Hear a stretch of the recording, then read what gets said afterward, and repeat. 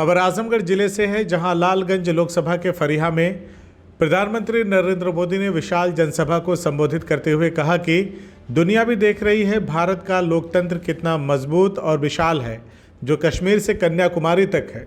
उन्होंने कहा कि दुनिया देख रही है कि मोदी की गारंटी का क्या मतलब होता है। इसका ताज़ा उदाहरण सीएए कानून है, जिसके तहत कई शरणार्थियों को भारत की नागरिकता दी गई है। उन्होंने कहा कि 70 वर्षों से प्रताड़ना का शिकार हुए ये लोग वोट बैंक की राजनीति का शिकार हो गए। नरेंद्र मोदी ने इसके साथ ही सपा कांग्रेस पर हमला बोलते हुए कहा कि इन लोगों ने ऐसा झूठ बोला जिसने यूपी सहित पूरे देश को दंगे में झोंकने का प्रयास किया। उन्होंने कहा कि कोई माई का लाल सीएए को ख़त्म नहीं कर सकता। प्रधानमंत्री मोदी ने विपक्षी गठबंधन के नेताओं पर हमला बोलते हुए कहा कि ये देश के हिंदू मुसलमान को लड़ाने का काम करते हैं। पीएम मोदी ने कहा कि सपा कांग्रेस दो दल, लेकिन दुकान दोनों की एक ही है। ये झूठ, तुष्टीकरण, परिवारवाद और भ्रष्टाचार का सामान बेचते हैं। इंडिया गठबंधन तुष्टीकरण के दलदल में पूरी तरह से धंस चुकी है।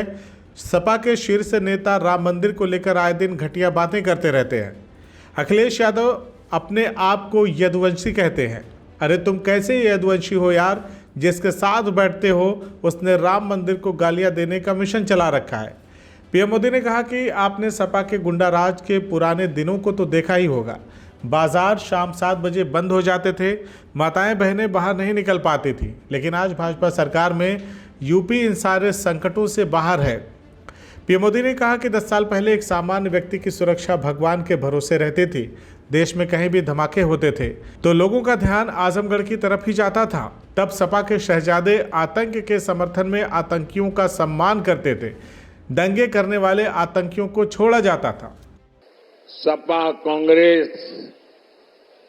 दल दो है, लेकिन दुकान एक ही है। ये झूठ का सामान बेचते हैं, ये तुष्टीकरण का, परिवारवाद का और भ्रष्टाचार का सामान बेचते हैं। अब ये लोग तुष्टीकरण की ट्रिपल डोज लेकर आए हैं।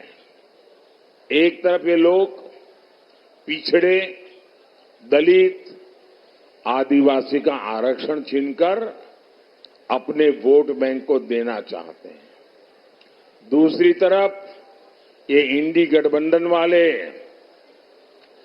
आपकी संपत्ति का आधा हिस्सा छीनकर उसको भी अपने वोट बैंक को देना चाहते हैं।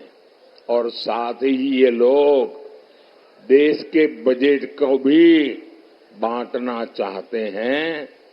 बजट का 15% भी अब वह सीधा का सीधा माइनॉरिटी के नाम पर ही अलॉट करना चाहते हैं। मैं आप सबको कहना चाहता हूं, देश की एकता के लिए, देश में सच्चे अर्थ में संविधान का सम्मान करने के लिए, देश में सच्चे अर्थ में बाबा साहब आंबेडकर की भावनाओं को जीने के लिए हमें ये भागला करो राज करने वालों से चौकन्ने रहने की जरूरत है। देश को आज सबसे ज्यादा एकता की जरूरत है। 70 साल तक उन्होंने हिंदू मुसलमान करते रहे।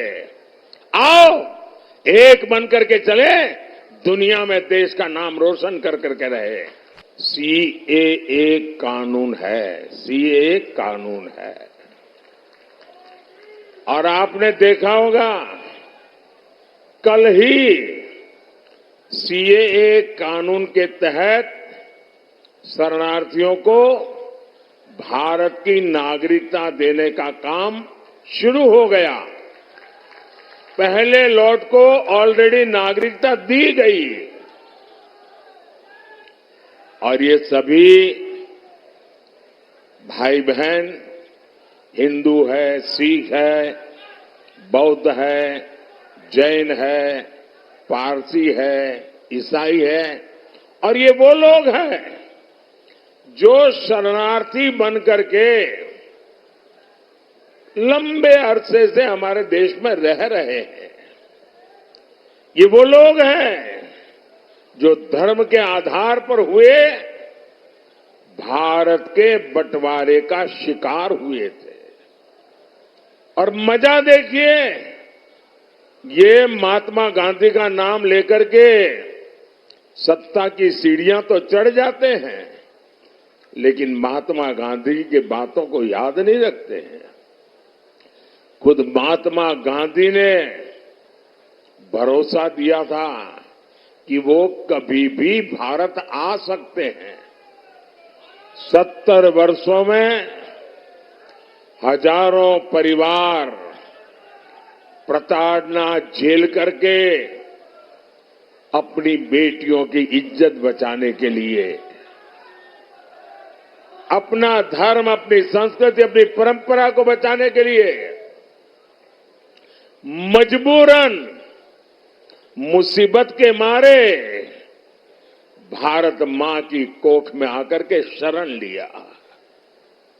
लेकिन कांग्रेस ने इनकी कभी सूध नहीं ली, क्योंकि ये कांग्रेस के वोट बैंक नहीं थे। और ये लोग कौन है? ज्यादातर इसमें मेरे दलित भाई बहन हैं, मेरे ओबीसी समाज के भाई बहन हैं, मेरे पिछड़े भाई बहन हैं। और इसलिए इन पर वहां तो जुल्म हुआ ही हुआ, वोट बैंक की राजनीति में डूबे हुए यहां के कांग्रेस की सरकारों ने भी और उनके साथियों ने भी इन पर जुल्म करने में कोई कमी नहीं रखी। CIB इंडिया न्यूज की सभी खबरों को देखने के लिए लाल रंग की बटन को दबाकर चैनल को सब्सक्राइब जरूर करें, घंटी जरूर दबाएं ताकि हमारी सभी खबरों के नोटिफिकेशंस आप तक पहुंचते रहें।